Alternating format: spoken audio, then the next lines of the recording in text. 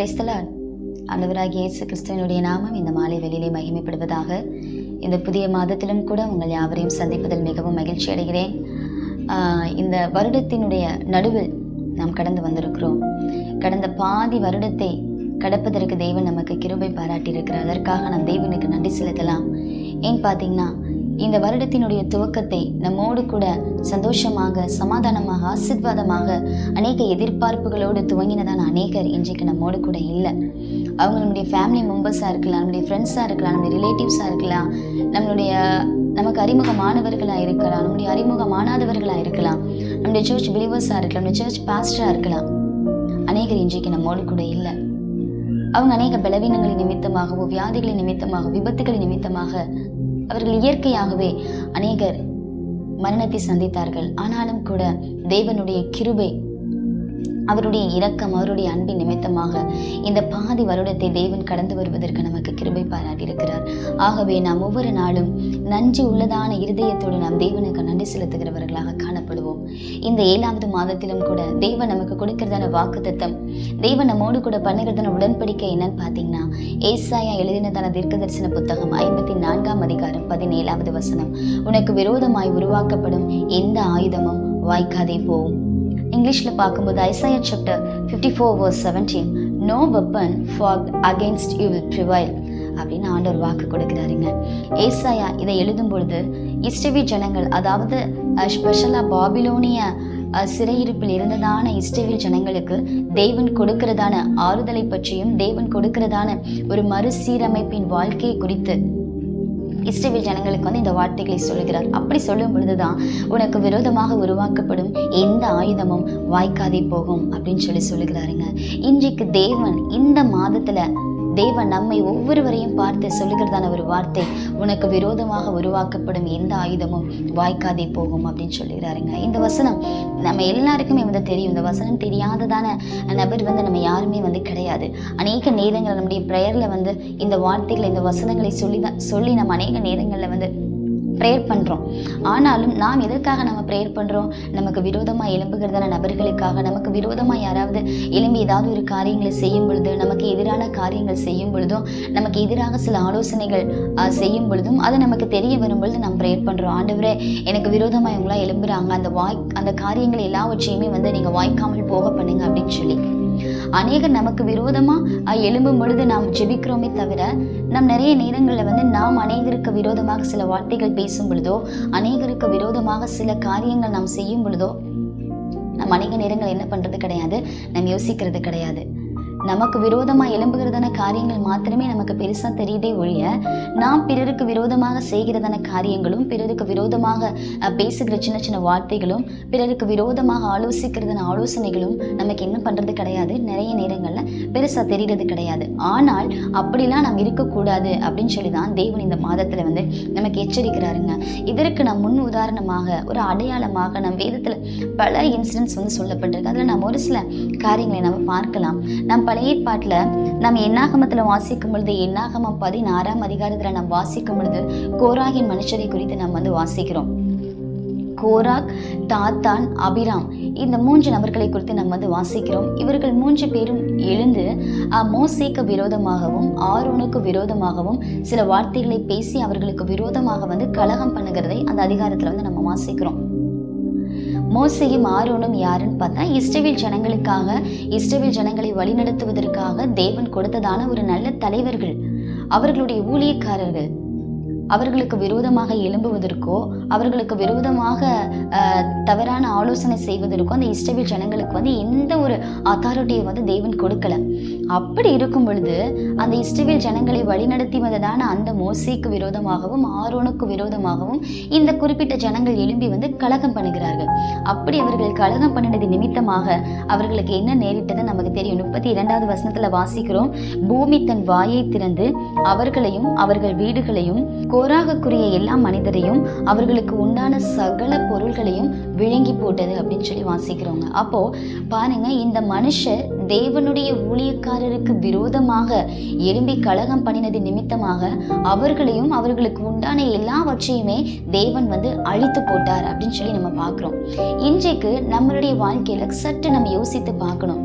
இன்றைக்கு அநேகர் நம்ம பார்த்தோம் அப்படின்னா அவர்களை நடத்துகிறதான லீடர்ஸாக இருக்கட்டும், சர்ச் பாஸ்டராக இருக்கட்டும், ஊழியராக இருக்கட்டும், அவர்களுக்கு விரோதமாக இன்றைக்கு அநேக வார்த்தைகளை பேசுகிறத நம்ம பார்க்குறோம். அவர்களுக்கு விரோதமான காரியங்கள் செய்கிறத நம்ம பார்க்குறோம். ஆனால் அப்படி இருக்கக்கூடாது அப்படின்னு சொல்லி தான் வேதம் எச்சரிக்குதுங்க. நான் ஒரு நாளும் நம்மை நடத்துகிறதான, நம்மை கைட் பண்ணுகிறதான, நம்மை சத்தியத்திற்கு நேராக நடத்துகிறதான ஆவிக்குரிய போஷாக்குகளை நமக்கு கொடுக்கிறதான ஊழியக்காரர்களுக்கு விரோதமாக நாம் ஒரு நாளும் ஒரு வார்த்தையும் நாம் பேசக்கூடாது. ஒரு நாளும் அவர்களுக்கு விரோதமாக நாம் எந்த ஒரு ஆலோசனையும் நாம் ஆலோசிக்க கூடாது. அப்படி ஒரு வேளை நாம் செய்தோமானால் இவர்களுக்கு ஏற்பட்ட நிலைமை தான் நமக்கும் ஏற்படுங்க. இது மாத்திரம் அல்ல, அதே இதில் நம்ம என்னாகமம் 26ஆம் அதிகாரம் 9-10 வசனங்களை நாம் வாசிக்கும் பொழுது இந்த ஜனங்கள் மோசேக்கும் ஆரோனுக்கும் விரோதமாக அவர்கள் கலகம் பண்ணினது மாத்திரம் அல்லாமல் அவங்கள்ட்ட போய் ஆர்கியூ பண்றதை நம்ம பார்க்குறோம். இப்படிலாம் அவங்க ஆர்கியூ பண்ணது நிமித்தமாக அவர்கள் மோசேக்கும் ஆரோனுக்கும் விரோதமாக எழும்பினதின் காரணமாக அவர்களுக்கு என்ன நேரிட்டது அப்படின்னு தான் நம்ம 32வது வசனத்துல நம்ம பார்த்தோம். அது மாத்திரம் இல்லாம நம்ம மிரியாமை குறித்து நம்ம பார்க்கிறோம். என்னாகமம் 12வது அதிகாரத்துல நாம் வாசிக்கிறோம். மிரியாம் யார் அப்படின்னு பார்த்தா நமக்கு தெரியும், மோசேயினுடைய ஆரோனுடைய சகோதரி தான் மிரியாம். ஆனால் அந்த மிரியாம் மோசேக்கு விரோதமாக ஒரு இடத்துல முறுமுறுக்கிறாங்க. என்னன்னா, மோசே ஒரு எத்தியோப்பிய ஸ்ரீயை மேரேஜ் பண்ணியிருப்பாங்க. அது நிமித்தமாக அதுல அவங்க வருத்தம் அடைந்து அது அவங்களுக்கு பிடிக்காம இந்த ஆரோனும் இந்த மிரியாமும் எழுந்து மோசேக்கு விரோதமா எழும்பி சில வார்த்தைகள் பேசுறாங்க. மோசே கூட மட்டும்தான் ஆண்டவர் இருக்காரா? ஏன் மோசேட்ட மட்டும்தான் ஆண்டவர் பேசுவாரோ? ஏன் எங்கள்கிட்ட எல்லாம் பேச மாட்டாரோ? எங்கள்கிட்ட இருந்து ஆண்டவர் பேசுவாரு, எங்க கூட தான் ஆண்டவர் இருக்காரு அப்படின்னு மோசேக்கு விரோதமாக அவர்கள் எழும்பி சில வார்த்தைகள் பேசுறாங்க. அப்படி அவர்கள் பேசும் பொழுது நம்ம 10வது வசனத்துல வாசிக்கிறோம், மிரியாம் உறைந்த மழையின் அந்த வெண்மையை போல் அவள் குஷ்டரோகியானாள் அப்படின்னு சொல்லி வாசிக்கிறோம். அப்போ மிரியாம்க்கு மோசே யாரு? மிரியாமுடைய சகோதரன் தான் மோசேயும் ஆரோனும் சகோதரிகள். மிரியாம் தேவனுடைய ஊழியக்காரனுக்கு விரோதமாக நாம் பேசினேன் அப்படின்ற தாட் அவளுக்கு என்ன பண்ணியிருக்காது? இருந்திருக்காது. என்னுடைய சகோதரன் அப்படின்ற ஒரு தாட்ல தான் அன்னைக்கு மிரியாம் என்ன பண்ணியிருக்காங்க? பேசியிருக்காங்க. என்னுடைய சகோதரனோட கூட மட்டும்தான் தேவன் பேசுவாரா? மோசையோடு தான் பேசுவாரா? எங்களோட தான் தேவன் பேசுவார் அப்படின்னு சொல்லி. ஆனால் இவள் நினைத்தது எல்லாமே இவருடைய சகோதரனுக்கு விரோதமாக இவன் பேசுவதாக தான், சகோதரனுக்கு விரோதமாக எழும்புவதாக தான் மிரியாமுடைய யோசனைகள் எல்லாமே இருந்தது. ஆனால் தேவனுக்கும் என்ன பண்ணும் தெரியும், மோசேயும் மிரியாமும், மோசே ஆரோன் மிரியாமும் இவர்கள் சகோதரிகள் தான் அப்படின்னு சொல்லி ஆண்டவருக்கு தெரியாம இல்லை, ஆண்டவருக்கும் தான் தெரிந்தது. ஆனாலும் கூட தேவன் பார்க்கும் பொழுது மோசே எப்படிப்பட்டவராய் பார்த்தார்னா, மிரியாமுடைய சகோதரன் ஆண்டவர் மோசையை பார்க்கல, தேவனுடைய ஊழியக்காரனாக அந்த ஜனங்களை வழிநடத்துகிறதான ஒரு நல்ல தலைவனாகத்தான் ஆண்டவர் பார்த்தார். அப்போ நாமும் ஒரு நபர்களுக்கு விரோதமாக நாம் எழும்பும் பொழுதும், அவர்களுக்கு விரோதமாக சில வார்த்தைகளை பேசும் பொழுதும், அவர்கள் ஒருவேளை நம்முடைய சகோதரனா இருக்கலாம், நம்மளுடைய சகோதரியா இருக்கலாம். ஆனால் தேவனுக்கு முன்பதாக அவர்கள் எப்படிப்பட்டவர்களா இருக்கிறாங்க? தேவன் அழைத்ததான, தேவன் விரும்புகிறதான ஒரு உண்மை உள்ள ஒரு ஊழியக்காரனாக அவர்கள் இருக்கிறார்கள். நம்முடைய நோக்கம் எல்லாமே நம்மளுடைய சகோதரனை பேசுகிறதாக, நம்மளுடைய சகோதரியை பேசுகிறதாக தான் இருக்கும். நாம் அப்படிதான் நினைச்சு பேசுவோம். இவன் அப்படி இருக்கா, அவ அப்படி இருக்கா, இவ இப்படி இருக்கா, அப்படி இருக்கா அப்படின்னு சொல்லி நம்ம எதனால பேசுறோம்? நம்மளுடைய சகோதரி அப்படின்றதுனால நம்ம பேசுறோம், நம்மளுடைய சகோதரன் அப்படின்ற ஒரு தாட்ல நம்ம பேசுறோம். ஆனால் தேவனுடைய பார்வையில் அது எப்படிப்பட்டதா இருக்கு? அது பாவத்தை உண்டாக்கக்கூடியதா இருக்கு. நாம் பார்க்கிறதான அந்த விதத்திலும், நாம் ட்ரீட் பண்ணுகிறதான விதத்திலும் தேவன் ட்ரீட் பண்ணல அவர்களை. தேவன் அவர்களை ஒரு ஊழியக்காரனாக பார்க்கிறார். ஆகவே நம்மோடு கூட இருக்கிற சகோதரனையோ நம்மளுடைய சகோதரியையோ நாம் அவர்களுக்கு விரோதமான சில வார்த்தைகளை நாம் பேசும் பொழுதும், அவர்களுக்கு விரோதமாக சில ஆலோசனைகளை நாம் ஆலோசிக்கும் பொழுதும் நமக்கு என்ன பண்ணணும்? இந்த பயம் இருக்கணும். இந்த இன்சிடென்ட் நமக்கு எப்பொழுது நமக்கு ஞாபகம் இருக்கணும். தேவன் ஒரு நாளும் நம்முடைய சகோதரனாக, நம்முடைய சகோதரியாக எல்லா சூழ்நிலையிலும் தேவன் அவர்களை பார்க்கவில்லை. அவர்களை ஒரு ஊழியக்காரனாகத்தான் பார்க்கிறார் அப்படின்னு சொல்லி. அப்ப அவர்களுக்கு விரோதமாக நாம் ஆலோசனைகள் நாம் செய்யும் பொழுது கண்டிப்பா அதனுடைய விளைவுகள் நாம் கண்டிப்பா நாம் அனுபவிப்போம். நாம் உபாகமத்துல வாசிக்கிறோம் 24ஆம் அதிகாரம் 9வது வசனத்துல, நீங்கள் எகிப்திலிருந்து புறப்பட்டு வருகிற வழியிலே உங்கள் தேவனாகிய கர்த்தர் மிரியாமுக்கு செய்ததை நினைத்துக் கொள்ளுங்கள் அப்படின்னு சொல்லி சொல்லுகிறார். அப்போ பாருங்க, அப்போ மிரியாமுக்கு தேவன் என்ன செய்தார்? தன்னுடைய சகோதரனுக்கு விரோதமாக அவள் எழும்பி வார்த்தைகள் பேசினது நிமித்தமாக மிரியாமுக்கு என்ன பண்ண தேவன் குஷ்டரோகத்தை வரவழைத்தார். அதை நீங்கள் ஒவ்வொரு நாளும் அதை நீங்கள் நினைவு கூறணும், அதை நீங்கள் நினைத்து கொள்ளுங்க, அதை நீங்க சிந்தித்து பாருங்க அப்படின்னு சொல்லி ஆண்டவர் சொல்லுகிறார். இன்றைக்கு நம்மளுடைய வாழ்க்கையிலும் நாம் அதை சிந்தித்து பார்க்கணும். நம்முடைய சகோதரனுக்கு விரோதமாக, நம்முடைய சகோதரிக்கு விரோதமாக, நம்முடைய ஊழியக்காரருக்கு விரோதமாக, நம்மை நடத்துகிறவர்களுக்கு விரோதமாக நாம் எழும்பி தவறான வார்த்தைகளை நாம் பேசும் பொழுதும், அவர்களுக்கு விரோதமாக சில ஆலோசனைகள் நாம் செய்யும் பொழுதும் இந்த மிரியாமினுடைய சம்பவத்தை நாம் நினைத்து பார்க்கணும். அதை நாம் நினைத்து பார்த்தோம் அப்படின்னா ஒரு நாளும் நாம் யாருக்கு விரோதமாகவும் நாம் எந்த ஒரு காரியத்தை என்ன பண்ண மாட்டோம், நாம் செய்ய மாட்டோம். இதுவே நாம் 1 சாமுவேல் 18ஆம் அதிகாரத்திலிருந்து 26ஆம் அதிகாரம் வரை நாம் வாசிக்கும் பொழுது நமக்கு தெரியும், சவுலை பற்றியதான காரியங்களும் தாவீதை பற்றியதான காரியங்களும் இந்த அதிகாரத்தில் எல்லாமே குறிப்பிடப்பட்டிருக்கு. இது நமக்கு நல்லாவே தெரியும். சவுலும் இஸ்ரவேல் ஜனங்களை ஆளுவதற்காக, ஆட்சி செய்வதற்காக தேவன் அபிஷேகம் பண்ணினதான ஒரு மனுஷன்தான். அதே போலதான் தாவீதும் இஸ்ரவேல் ஜனங்களை ஆட்சி செய்வதற்காக தேவனால் அபிஷேகம் பண்ணப்பட்ட ஒரு ராஜா. ஆனால் சவுலை தேவன் எப்படி அவர்களுக்கு ராஜாவாக கொடுத்தாருன்னா, இஸ்ரவேல் ஜனங்கள் போய் சாமுவேல் தீர்க்கதரிசிட்ட கேட்குறாங்க, தீர்க்கதரிசி எங்களுக்கு ஒரு ராஜா வேணும், மற்ற ஜனங்களைப் போல எங்களையும் ஆட்சி செய்வதற்கு, எங்களையும் நடத்துவதற்கு எங்களுக்கு ஒரு ராஜா வேணும், எங்களுக்கு அந்த ராஜாவை நீங்கள் ஏற்படுத்தித்தாங்க அப்படின்னு சொல்லி கேட்குறாங்க. அப்படி கேட்கும்பொழுது சாமுவேல் தீர்க்கதரிசி ஆண்டவருடைய சமூகத்தில் காத்திருந்து அவர் சவுலை ராஜாவாக இஸ்ரவேல் ஜனங்களுக்கு அபிஷேகம் பண்ணி கொடுக்கிறார். ஆனால் தாவீதை தேவன் அபிஷேகம் பண்ணுவதோ தேவனுக்கு விருப்பமாக இருந்தது, தேவனுக்கு சித்தமான ஒரு காரியமாக இருந்தது. தாவீது தேவனுக்கு ஏற்ற ஒரு மனுஷனாக இருந்தான் அப்படின்னு சொல்லி பார்க்குறோம். அப்படி தாவீதை தேவன் ராஜாவாக அபிஷேகம் பண்ணி இந்த இஸ்ரவேல் ஜனங்களுக்கு கொடுத்தார். அப்படி சவுல் இஸ்ரவேல் ஜனங்களை ஆண்டு கொண்டிருந்ததான அந்த நேரங்கள்ல தான் அந்த பெலிஸ்தியன் ஆகிய அந்த கோலியாத் அந்த பெலிஸ்தியருடைய பாளையத்தில் அந்த 40 நாட்கள் அவன் தேவனாகிய கர்த்தரை நிந்தித்தது, தேவனுடைய நாமத்தை நிந்தித்தது. அதற்காக தாவீது போய் அவனை போர் தொடுத்தது, அவனை கூழாங்கல்லால சாய்த்தது. இந்த இன்சிடென்ட் எல்லாமே நமக்கு தெரியும்.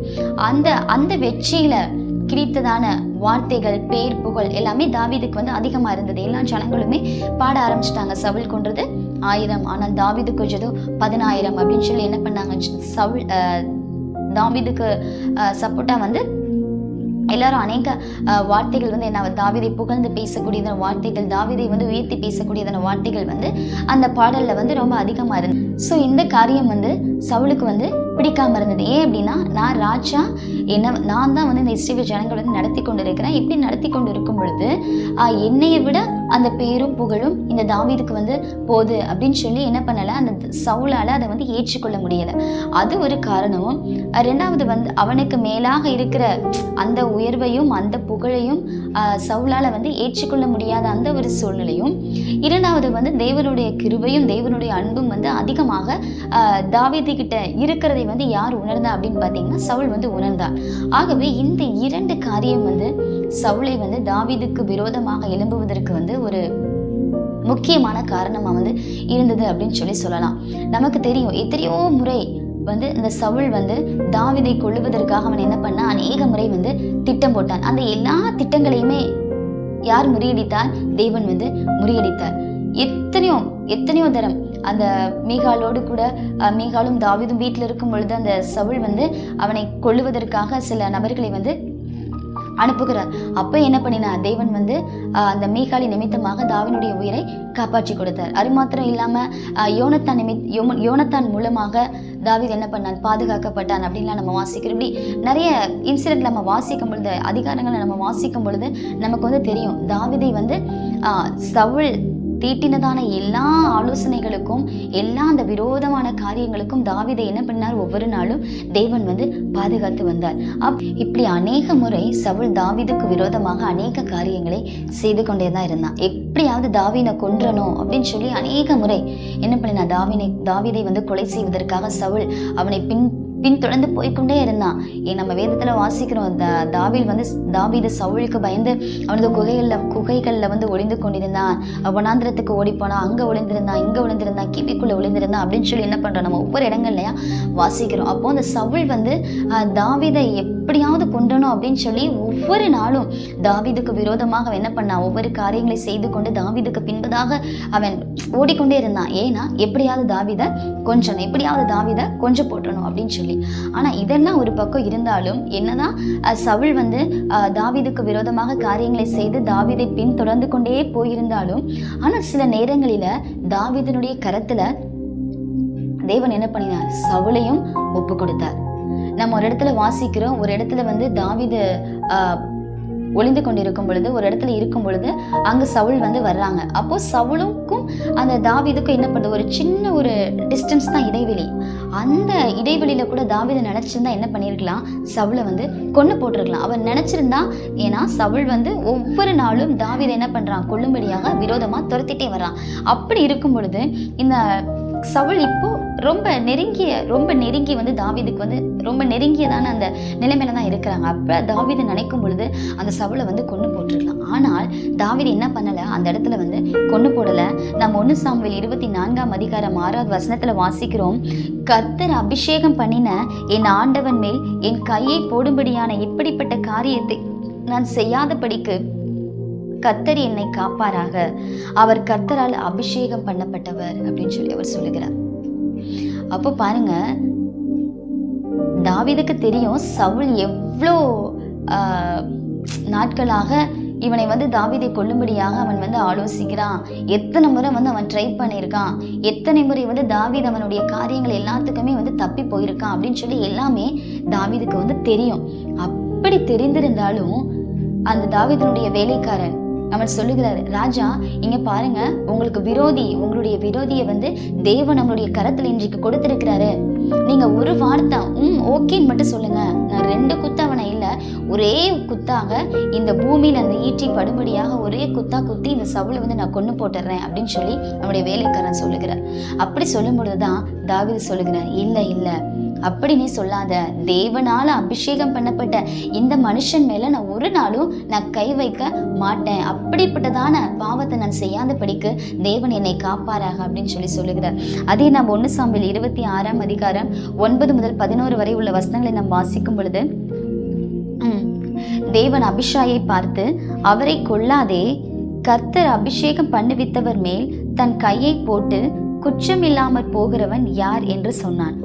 பின்னும் தாவீது, கர்த்தர் அவரை அடித்து அல்லது அவருடைய காலம் அவர் மரித்து அல்லது அவர் யுத்தத்திற்கு போய் மாண்டால் ஒழிய நான் என் கையை கர்த்தர் அபிஷேகம் பண்ணுவித்தவர் மேல் போடாதபடிக்கு கர்த்தர் என்னை காக்க கடவர் என்று கர்த்தருடைய ஜீவனை கொண்டு சொல்லுகிறேன் அப்படின்னு சொல்லி சொல்லுகிறாருங்க. இப்போ பாருங்க, இப்படிப்பட்ட வார்த்தைகள் நம்மால எத்தனை பேரால சொல்ல முடியும்? யோசிச்சு பாருங்க. அவருடைய காலம் அவர் மரித்தால் ஒழிய, அல்லது தேவன் அவரை அடித்தவர் மரித்தால் ஒழிய நான் என்ன பண்ண மாட்டேன், அது வரைக்கும் நான் என்னுடைய கையால அவருக்கு நான் எந்த ஒரு தீங்கும் நான் செய்ய மாட்டேன். ஏன் அப்படின்னா, அவர் கர்த்தரால் அபிஷேகம் பண்ணப்பட்டதான ஒரு மனுஷன். தேவன் அபிஷேகம் பண்ணினதான ஒரு மனுஷன் மீது நான் எப்படி கை வைப்பேன்?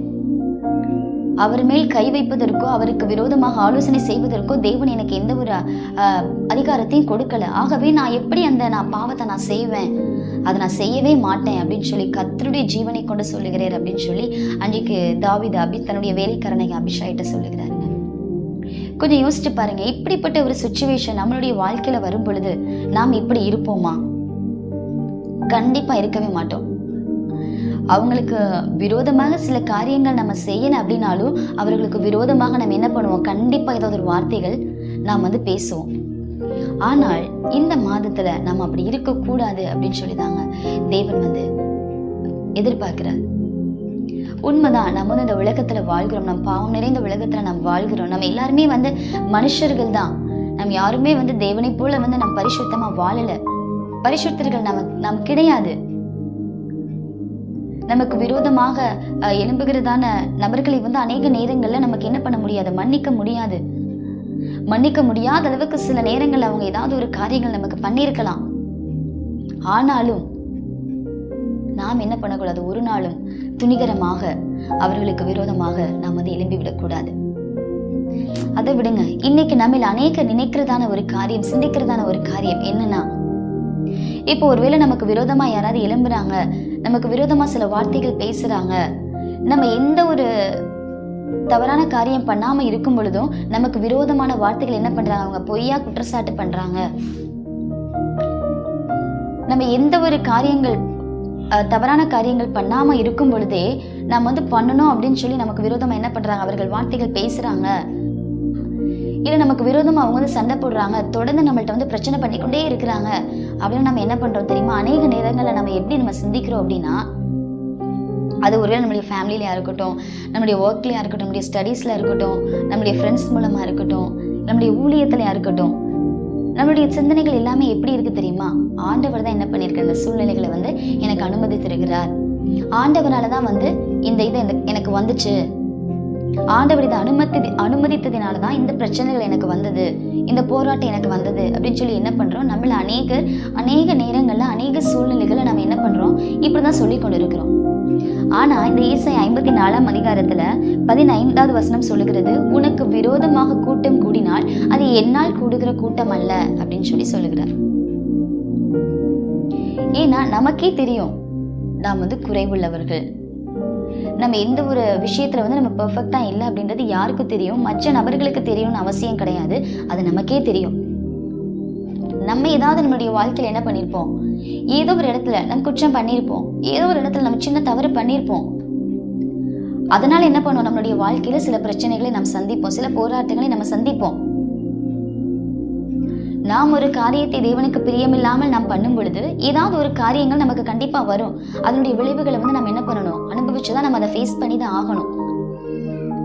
நம்ம அப்படி நம்மளுடைய தவறுகளினால, நம்மளுடைய கேர்லெஸ் மிஸ்டேக்னால வந்த அந்த பாதிப்புல நம்ம என்ன பண்றோம், ஆண்டவரால வந்தது, இது கர்த்தரால தான் எனக்கு வந்தது அப்படின்னு சொல்லி என்ன பண்றோம், அநேக நேரங்கள்ல நம்ம சொல்லி கொண்டு இருக்கிறோம்.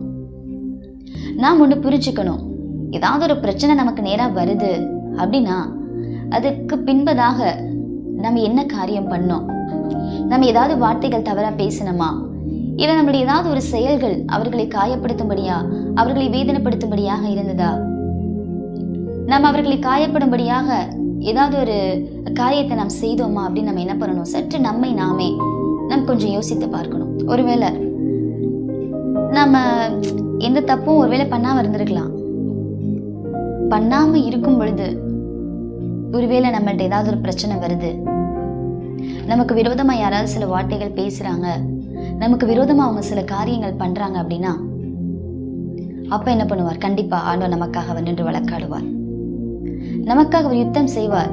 நம்ம வாசிக்கிறோம், நீங்கள் சும்மா இருப்பீர்கள், உங்களுக்காக கர்த்தர் யுத்தம் பண்ணுவார். நம்ம யாத்திராகமத்துல வாசிக்கிறோம். நம்ம ஏசாயால வாசிக்கிறோம் 49ஆம் அதிகாரம் 25வது வசனத்துல, உன்னோடு வழக்காடுகிறவர்களோடு நான் வழக்காடி அப்படின்னு சொல்லி சொல்லப்பட்டிருக்கு. இதை நம்ம இங்கிலீஷ்ல வாசிக்கும் போது தெளிவா இருக்கு, I will fight against whoever fights you. அப்போ அவர்கள் நம்மள்ட்ட சண்டை போடுவதற்கோ, பிரச்சனை பண்ணுவதற்கோ, நம்மோடு கூட வழக்காடுவதற்கோ, நமக்கு விரோதமா எழும்புவதற்கோ, தவறான காரியங்கள் பேசுவதற்கோ, ஆலோசிப்பதற்கோ எந்த ஒரு ரீசனும் எந்த ஒரு காரணமும் நம்மள்ட்ட இல்லை அப்படின்னா கர்த்தர் என்ன பண்ணுவார், கண்டிப்பா நமக்காக அவர் வழக்காடுவார். நமக்காக என்ன பண்ணுவார், அவர்கள்ட்ட தேவன் யுத்தம் செய்வார். அதற்காக நாம் அவர்கள்ட்ட போய் போராடணும். நாம் இதை எதையுமே பண்ணல, இது நீங்களா குற்றம் கண்டுபிடிக்கிறீங்க, நீங்களா அதை சொல்றீங்க, எனக்கு விரோதமா நீங்களா எழும்புறீங்க அப்படின்னு சொல்லி நம்ம என்ன பண்ணக்கூடாது, நம்ம அவங்கள்ட்ட போய் இதை நான் பண்ணலன்னு சொல்லி ப்ரூஃப் பண்ணுவதற்கு நம்ம என்ன பண்ணக்கூடாது, பிரயாசப்படக்கூடாது. நாம் கரெக்டா இருந்தோம் அப்படின்னா கர்த்தர் என்ன பண்ணுவார், நமக்காக யுத்தம் பண்ணுவார். நம்ம வேதத்துல வாசிக்கிறோம், தீமையை நன்மையினாலே வெல்லு அப்படின்னு சொல்லி வாசிக்கிறோம். அப்போ ஒருத்தவங்க என்னதான் நமக்கு தீமை செய்தாலும், ஒருத்தவர்கள் நமக்கு விரோதமா எவ்வளோ காரியங்கள் செய்தாலும் என்ன பண்ணணுமா, நாம் ஒரு நாளும் அந்த தீமைக்கு நாம் மறுபடியும் போய் தீமை செய்யாதபடிக்கு அவர்கள் செய்கிற அந்த தீமை நிமித்தமாக நாம் என்ன பண்ணணுமா, அவர்களுக்கு நன்மையை நாம் செய்யணும் அப்படின்னு சொல்லி தாங்க வேதம் சொல்லுது. இந்த உலகத்துல நமக்கு போராட்டம் இல்லாம இருக்காது, பிரச்சனைகள் இல்லாம இருக்காது, உபத்திரவம் இல்லாம இருக்காது. யாராவது ஒரு நபர் போனா மறு நபர் என்ன பண்ணுவாங்க, ஒவ்வொரு நாளும் நமக்கு எழும்பி கொண்டுதான் இருப்பாங்க. நமக்கு விரோதமா சில காரியங்கள் செய்வதற்கோ, நமக்கு விரோதமா வார்த்தைகள் பேசுவதற்கோ, நம்மளை காயப்படுத்துவதற்கோ, நமக்கு பிரச்சனைகளை உண்டு பண்ணுவதற்கோ ஒரு ஆட்கள் போனா என்ன பண்ணுவாங்க, மறு ஆட்கள் எழும்பிக் கொண்டேதான் இருப்பாங்க. இந்த உலகத்துல என்ன பண்ணும், இந்த உலகம் இருக்கிற வரையும் இந்த பிரச்சனை அல்ல, நாம் ஜீவனோடு இருக்கிற வரை இந்த பிரச்சனை என்ன பண்ணும், இருந்து கொண்டேதான் இருக்கும். ஆனால் அவர்கள் நம்மளுக்கு பிரச்சனை பண்றாங்க, அவங்க நமக்கு தவறான காரியங்கள் செய்யறாங்க அப்படின்றதுக்காக நாம் என்ன பண்ணக்கூடாது, ஒரு நாளும் அவர்களுக்கு விரோதமா நாம் காரியங்கள் செய்து விடவே கூடாது. என்னதான் பிற ஜனங்கள் நம்மை அவர்கள் விரோதியாக எண்ணினாலும், விரோதியாக பார்த்தாலும் நாம் என்ன பண்ணக்கூடாது, ஒரு நாளும் அவர்களை நாம் விரோதியாகவோ இல்ல பகைஞராகவோ குற்றவாளிகளாகவோ நாம் என்ன பண்ணக்கூடாது, ஒரு நாளும் நாம் நியாயம் தீர்க்கவே கூடாது. நாம் எபேசியர் 6ஆம் அதிகாரம் 12வது வசனத்துல நாம் வாசிக்கிறோம், மாம்சத்தோடும் இரத்தத்தோடும் அல்ல, துரைத்தனங்களோடும் அதிகாரங்களோடும் இப்பிரபஞ்சத்தின் அந்தகார லோகாதிபதிகளோடும் நமக்கு போராட்டம் உண்டு அப்படின்னு சொல்லி. அப்போ இந்த உலகம் நம்ம என்ன பண்ணலாம், நம்ம ஒரு விரோதியாக நம்ம பார்க்கலாம். ஆனால் நம்மளுடைய போராட்டம், நம்மளுடைய விரோதி, நம்மளுடைய எதிரி ஒரு நாளும் என்ன பண்ணக்கூடாது, இந்த உலகத்தினுடைய நாம் காண்கிறதான மனுஷர்களா, நம்மளுடைய சகோதரா, நம்முடைய சகோதரியா என்ன பண்ணக்கூடாது, ஒரு நாளும் இருக்கக்கூடாது. அவர்களோடு கூட நாம் என்ன பண்ணக்கூடாது, ஒரு நாளும் போர் செய்யக்கூடாது. அவர்களோடு கூட நாம் போராடக்கூடாது. அவர்களோடு கூட நான் செய்யறது தான் கரெக்டு, நீ செய்யறது தப்பு, இல்லை நீங்க இப்படி சொல்லிட்டீங்க, நீங்க தவறான ஒரு காரியத்தை சொல்லிட்டீங்க, நான் இப்படி பண்ணலை, நான் இதை செய்யலை, நான் இப்படிதான் பண்ணேன், இப்படிதான் செஞ்சேன் அப்படின்னு சொல்லி என்ன பண்ணக்கூடாது, அவங்கள்ட்ட போய் நம்ம ஆர்கியூ என்ன பண்ணக்கூடாது.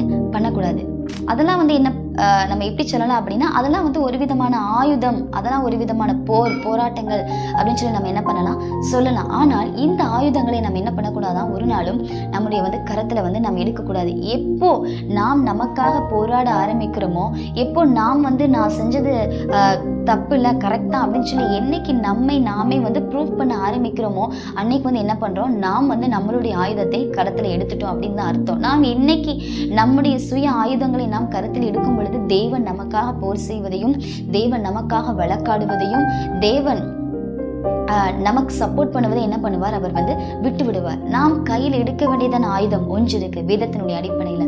அது என்னன்னு பாத்தீங்கன்னா பிரேயர், ஜெபம் தான் நம்மளுடைய ஆயுதம். 2 கொரிந்தியர் 10ஆம் அதிகாரம் 4வது வசனத்துல நம்ம வாசிச்சோம்னா தெரியும், அந்த ஆயுதம் ஜெபம். நாம் என்னைக்கு நமக்கு விரோதமா எழும்புகிறவர்களுக்காக நாம் செபிக்க ஆரம்பிக்கிறோமோ, தேவனுடைய சமூகத்துல நாம் முழங்காலை முடக்கிறோமோ, நாம் செபிக்கிறோமோ, அப்பொழுது தேவன் என்ன பண்ணுவார், நமக்கு விரோதமாக எழும்புகிறதான எல்லா ஆயுதங்களையும் வாய்க்காமல் போக பண்ணுவார். அந்த எல்லா ஆயுதங்களையும் ஜெயம் பெறாமல் போக பண்ணுவார். அதை எல்லாவற்றையும் அவர் தேவன் முறியடிப்பார். எப்போ ஜெபம் என்கிறதான ஆயுதத்தை நாம் கையில் எடுக்கும் பொழுது. அதற்கு மாறாக நாம் எப்போ நம்மளுடைய வாயின் வார்த்தைகளை நாம் பேசும்பொழுது, நம்மளுடைய ஏதாவது ஒரு செய்கைகளை நாம் வெளிப்படுத்துவோம், ஆனால் கர்த்தர் என்ன பண்ண மாட்டார், ஒரு நாளும் நம்முடைய பட்சத்திலிருந்து நமக்கு அவர் என்ன பண்ண மாட்டார், ஒரு நாளும் சப்போர்ட் பண்ணவே மாட்டார். நமக்கு விரோதமா எழும்புகிற ஜனங்கள் எழும்பிக் கொண்டே இருக்கட்டும், அவங்க என்ன காரியங்கள் வேணாலும் செய்யட்டும், எப்பேற்பட்ட வார்த்தைகள் வேணாலும் பேசட்டும், பிரச்சனை இல்லை. நாம் தேவனுடைய சமூகத்துல காத்திருந்து நாம் செபிப்போமானால் தேவன் நமக்கு விரோதமாக எழும்புகிற எல்லா காரியங்களையும், எல்லா ஆயுதங்களையும் தேவன் வாய்க்காமல் போக பண்ணுவார் என்கிறதுக்கு எந்த ஒரு சந்தேகமே இல்லைங்க. கொஞ்சம் நாம் இன்னைக்கு சிந்தித்ததான காரியங்களை நாம் சற்று யோசித்து பார்ப்போம். ஒரு நாளும் நம்மளுடைய வாழ்க்கையில ஊழியக்காரருக்கு விரோதமாகவோ, நம்முடைய சகோதரனுக்கு விரோதமாகவோ, நம்முடைய சகோதரிக்கு விரோதமாகவோ, நம்முடைய ஃப்ரெண்ட்ஸ்க்கு விரோதமாகவோ, நம்மளுடைய ரிலேட்டிவ்ஸ்க்கு விரோதமாகவோ, யாருக்கு விரோதமாகவும் நம்ம ஒரு காரியத்தையும் என்ன பண்ணக்கூடாது, செய்யவே கூடாது. அது நம்ம அவங்க விரோதமா எழும்புவதற்கு நம்மள்ட்ட எந்த ஒரு ஆதாரங்கள் இருக்கலாம், இல்லாம இருக்கலாம், அது பிரச்சனை இல்லை. நாம் என்ன பண்ணணும், அமைதியா இருக்கணும், அமைதியாக தேவனுடைய சமூகத்துல இருக்கணும். அப்படி நாம் இருந்தோம் அப்படின்னா ஆண்டவர் கண்டிப்பா நமக்கு விரோதமாக எழும்புகிற எல்லா ஆயுதங்களையும் தேவன் வாய்க்காமல் போக பண்ணுவார். ஆகவே இந்த மாதம் முழுவதுமாக இந்த வாக்குத்தத்தத்தை சுதந்திரிப்பதற்கு தேவன் தாமே நமக்கு கிருபை தருவாராக. ஆமேன். தேவன் தாமே இந்த வார்த்தைகளின் மூலமாக உங்கள் யாவரையும் ஆசீர்வதிப்பாராக. ஆமேன். God bless you.